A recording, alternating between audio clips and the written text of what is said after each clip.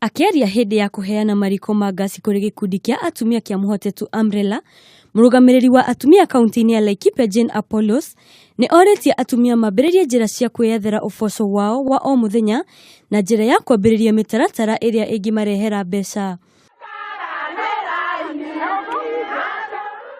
Oho ni augete ati mitaratara uyu ni uguteithia kugitira maria maturigiceirie. Ningetaka kina mama wengine waige huu mfano, kwa sababu huu mfano ni mzuri sana kwa kusaidia familia kutoka nyumbani, nyumba zote, watoto ambao wanasoma, wanaenda shule, wanahitaji mama ambaye anajitayarisha na mama ambaye ana mpango.